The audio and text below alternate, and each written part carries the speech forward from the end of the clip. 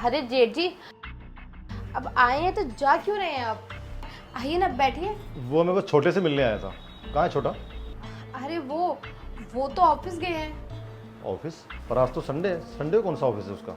हाँ, वो ना क्या है कि उनका एक क्लाइंट आया बाहर से, तो उनकी अर्जेंट मीटिंग थी, तो उनको जाना पड़ा। जब वो आए तो बोलना कि एक बार मुझसे बात करे आके। जी ठीक है। वैसे जेठ जी, हम बाहर क्यों खड़े हैं? आइए बैठिए, बैठ के बात करते हैं। कोई बात नहीं, तुम अपना काम निपटाओ, मैं हॉल में बैठा हूँ। अरे नहीं, आप वैसे भी बहुत कम आते हैं रूम में, अब आ ही गए हैं तो आइए बैठिए ना, बातचीत कर लेते हैं थोड़ी बहुत। नहीं, मुझे कुछ मेल वगैरह करनी है, बाद में आता हूँ। ठीक है।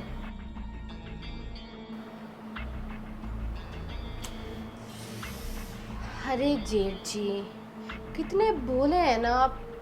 3 साल हो गए आपको अकेले रहते रहते, लेकिन फिर भी आप आंख उठाकर मेरी तरफ नहीं देखते। वैसे मानना तो पड़ेगा, जेठानी जी से प्यार तो बहुत करते हैं आप। पर एक चीज़ की मुझे खुशी भी है कि आपने दूसरी शादी नहीं करी।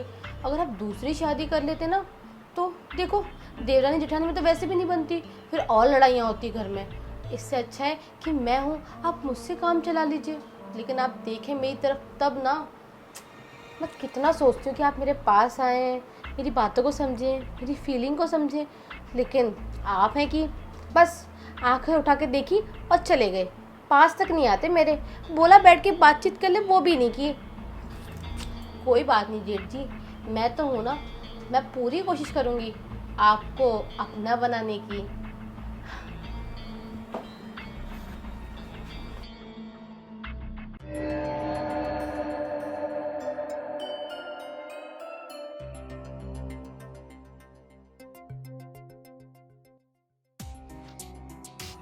क्या कर रहे हैं जेठ जी? कुछ नहीं खुशबू, क्लाइंट्स को मेल कर रहा था। अच्छा, वैसे मैं ये कह रही थी कि आपको भूख लगी है, चाय नाश्ता या कुछ कॉफ़ी वगैरह बना दूँ आपके लिए? नहीं, मैंने नाश्ता कर लिया, तुम आराम करो। अरे क्या जेठ जी, आराम तो होता ही रहता है, मैं बोर ही होती रहती हूँ। देखिए, आप घर में है तो 2-4 बातें हो ही जाती हैं। अब अकेले कमरे में बैठे बैठे इंसान तो बोर हो ही जाएगा ना। और वो एक आपके भैया हैं, अब संडे के दिन भी वो ऑफिस चले जाते हैं। अब थोड़ा बहुत तो उनको मेरे बारे में सोचना चाहिए ना जेठ जी। देखिए, सोचते ही नहीं है। अब कोई बात नहीं, लेकिन आप तो है ना, तो मैं आपसे बातें कर लेती हूँ बैठ के यहाँ पर। तुम सही कह रहे हो खुशबू, ये गलती है उसकी। मैं बात करूंगा जागृत से, एटलीस्ट वीकेंड पे तो घर पे रहे, ताकि तुम्हारा भी टाइम पास हो, मूवी दिखाने ले जाए। वही ना जेठ जी। वैसे जेठ जी, एक बात पूछूं? हाँ बोलो। आप 3 साल से अकेले हैं, जेठानी जी को मरे हुए पूरे 3 साल हो गए। आपका कभी किसी लड़की से बात करने का मन नहीं करता है क्या? नहीं खुशबू, मैं अपनी वाइफ से बहुत प्यार करता था, और उसके अलावा मैं किसी और लड़की के बारे में सोच भी नहीं सकता। अब इसे मैंने अपनी नियति मान लिया है। अब मैं लाइफ टाइम किसी भी लड़की के साथ रिलेशन में नहीं आऊँगा, ना ही शादी करूँगा। देखिए जेठ जी, जेठानी जी के बाद आप एकदम ना चुप चुप रहने लग गए हैं। अरे वो चली गई तो क्या हुआ, हम तो हैं, मैं तो हूँ ना आपका साथ देने के लिए। तो कम से कम आप ये तो सोचिए कि बीवी चली गई तो क्या हुआ, भाई की बीवी तो है ना, उससे टाइम पास हो जाए, बातें हो जाए। अब देखिए, कब तक ये अकेले ज़िंदगी गुजारेंगे? अभी आपकी एज ही क्या हुई है जेठ जी? देखो खुशबू, मुझे लगता है तुम थोड़ी थकी हुई हो, बहकी बहकी बातें कर रहे हो। अपने रूम में जाओ और आराम करो। अरे नहीं जेठ जी, मैं बहकी बहकी बातें नहीं कर रही, मैं एकदम सही कर रही हूँ बातें। बस मैं चाहती हूँ कि आप भी आंख उठाकर मेरी तरफ देखें। अरे घर में भी कोई रहता है आपके, और एक आप है कि आप आंख उठाकर मुझे देखते भी नहीं हैं। खुशबू, ये सही नहीं है। तुम मेरे छोटे भाई की वाइफ हो, और मैं अपने छोटे भाई से बहुत प्यार करता हूँ, उसको बच्चे की तरह देखता हूँ। प्लीज़ तुम अपने रूम में जाओ, प्लीज़। अरे जेठ जी, भाई की तरह देखते ना, लेकिन भाई की बीवी, बीवी तो है ना, आप उसको तो आंख उठाकर देख सकते हैं ना जेठ जी। देखिए मेरी बात तो सुनिए जेठ जी, आप इतना। खुशबू बस, बहुत हुआ। अब एक शब्द और मत बोलना, समझे? मुझे काम करना, जाओ तुम। जेठ जी सुनिए मेरी चुप! बात। जागृत! अरे जेठ जी, आप उनको आवाज क्यों लगा रहे हैं? वो तो है ही नहीं घर पे। मैंने आपको बताया ना कि वो ऑफिस गए हुए हैं। बकवास बंद करो खुशबू। जागृत इधर आओ। अरे जेठ जी, मैंने कहा ना, नहीं है वो घर पर। हेलो। आप मेरी बात नहीं सुन रहे। चल। जेठ जी, पर नहीं है वो। अरे खुशबू, क्या हुआ? कुछ नहीं, बस मैं तो यहाँ जेठ जी से बैठ के बात ही कर रही थी और उन्होंने मुझे धक्का मार दिया।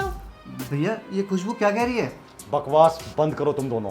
इस घर में क्या चल रहा है मैं सब अच्छे से जानता हूँ। और खाली तेरी वाइफ की गलती नहीं, उतना ही गुनहगार तू भी है। भैया ये आप क्या बोल रहे हैं? हाँ जेठ जी, मुझे भी कुछ समझ नहीं आ रहा कि आप क्या कहना चाहते हैं। जब थोड़ी देर पहले तुम दोनों प्लानिंग कर रहे थे ना इस प्रॉपर्टी को हड़पने के लिए और मुझे बदनाम करने की साजिश कर रहे थे, तो मैंने अपने कानों से सुना था और अपनी आंखों से देख लिया था। आई बात समझ में? तो मैंने जैसा समझाया तुम्हें समझ में आ गया ना, अब हमें बिल्कुल वैसा ही करना है। हाँ समझ तो आ गया है, लेकिन मैं सोच रही हूँ कि कहीं ये सब गलत तो नहीं है ना। अरे इसमें कुछ गलत नहीं है। वैसे भी जो मेरा भाई है ना, भोला है, जब से उसकी बीवी मरी है उसका किसी चीज़ में ध्यान ही नहीं रहता। मैं तो बस ये कह रहा हूँ कि तुम बस एक बार उसको अपने करीब ले आओ, वो तुम्हें छू ले और मैं उसकी वीडियो बना लूँ, और उसके बाद ज़िंदगी भर बैठ के उसको ब्लैकमेल करेंगे और ये सारी जायदाद प्रॉपर्टी सब अपने नाम हो जाएगा। पर ऐसा करना ठीक तो होगा ना? अरे सब ठीक है, तुम खुद सोचो ना, अगर कल को वो शादी करके ले आया जेठानी तुम्हारी, हाँ फिर हमें एक धेला नहीं मिलेगा। अब बात तो तुम सही कह रहे हो। अगर ये तुम्हारे भैया ने जाकर दूसरी शादी कर ली और कहीं से एक लड़की लाके यहाँ खड़ी कर दी, वो तो मेरी जेठानी बन जाएगी। फिर हमें कुछ नहीं मिल रहा, लेने के देने पड़ जाएंगे, आधी आधी प्रॉपर्टी हो जाएगी। तो फिर ठीक है, जैसा बोला वैसा करो। हाँ यही ठीक है, पर तुम सही टाइम पे मुझे बचाने आ जाना। अरे तुम उसकी टेंशन मत लो, वो जैसे ही तुम्हें कुछ करने लगेंगे मैं तुरंत आ जाऊंगा।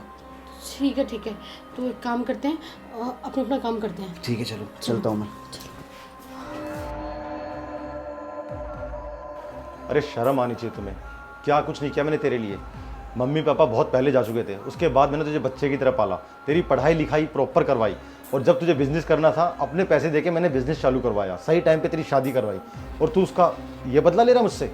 अरे तेरी भाभी को गए हुए 3 साल हुए हैं, वो ऊपर चली गई, लेकिन इसका मतलब ये नहीं कि मैं भी चला गया। अरे तुम लोग मेरी केयर कर सकते थे, मेरी रिस्पेक्ट करते, लेकिन तुम दोनों ने प्लान क्या किया कि मुझे फंसाओ और साजिश करके पूरी प्रॉपर्टी अपने नाम करवा लो। अरे मुझसे वैसे ही बोल दिया होता यार, सब कुछ तुम्हारे नाम कर देता। मैं तो सोच के बैठा था, क्योंकि अब मुझे किसी और की ज़रूरत थी भी नहीं, मैं तुम दोनों में अपने बच्चों को देखता था। लेकिन तुम दोनों ने ना आज कसम से मेरा सर नीचे कर दिया। अब तुम्हें अपना भाई और तुम्हें उसकी छोटी बहू बोलते हो, मुझे शर्म आ रही है। बाहर के लोगों को पता लगेगा कि तुम लोगों ने ये सब किया तो थूकेंगे तुम पे। आई बात समझ में? भैया मुझे माफ़ कर दो, मैं पैसों के लालच में आंखें अंधा हो गया था। मैं ये भी भूल गया था कि आप मेरे बड़े भाई हैं, जिन्होंने मुझे पाला पोसा बड़ा करा मम्मी पापा के जाने के बाद, और मैंने आपके साथ ही ऐसा करा। भैया अपना छोटा भाई समझ के मुझे माफ़ कर दो, आज के बाद ऐसी गलती कभी नहीं होगी भैया। हाँ जेठ जी, आप मुझे भी माफ़ कर दीजिए, मुझसे बहुत बड़ी गलती हो गई। जाने अनजाने में मैंने आपके साथ बहुत बदतमीजी कर दी। प्लीज़ हमें माफ़ कर दीजिए, आगे से ऐसा कभी नहीं होगा। Please I am really sorry जेठ जी। तुम लोगों को पता है, रिश्ते कांच की तरह होते हैं और उसमें एक बार दरार आ जाए ना तो कभी जुड़ नहीं सकते। अब मैं चाहकर भी तुम लोगों के साथ इस घर में रह नहीं सकता, और ये सारा ड्रामा तुम लोगों ने प्रॉपर्टी के लिए किया था ना, तो इस प्रॉपर्टी के डॉक्यूमेंट्स तुम्हारे पास पहुंच जाएंगे, और मैं जा रहा हूँ हमेशा से इस घर से दूर, कभी भी तुम दोनों को नज़र नहीं आऊँगा। अब मेरी दुनिया और मेरी ज़िंदगी मैं अपने हिसाब से चुनूँगा, तुम दोनों रहो यहीं पर। अच्छा जेठ जी, पर मेरी बात तो सुनिए। जेठ जी भैया देखा क्या हो गया तुम्हारी वजह से, आज तुम्हारी वजह से मेरे भैया घर छोड़ के चले गए। मेरी वजह से नहीं, तुम्हारी वजह से। मेरी वजह से क्यों? प्लान तो तुम्हारा था ना, तुमने ही कहा था ना कि भैया सिंगल है, अगर दूसरी शादी कर लेंगे तो उसके बाद देवरानी जेठानी में लड़ाई होगी। अरे मैंने बोला तो था, लेकिन सारा किया कराया तो तुम्हारा था ना, मैंने तो सिर्फ साथ दिया, और मैंने तुम्हें समझाया भी था। देखो सारा इल्जाम ना मेरे मैंने ऊपर। तुम्हें समझाया भी था कि मत करो ये सब।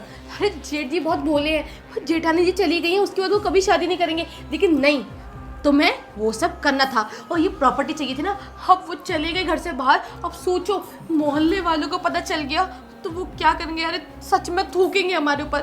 देखो सारा इल्जाम ना तुम मेरे ऊपर मत थोपो, गलती इसमें हम दोनों की बराबर की है, क्योंकि दोनों का ही प्लान था ये। अब एक काम करो, चलो मेरे साथ, भैया को रोकना है। हाँ लड़ने से कुछ नहीं होगा, जेठ जी को चल के रोकते हैं। चलो चलो।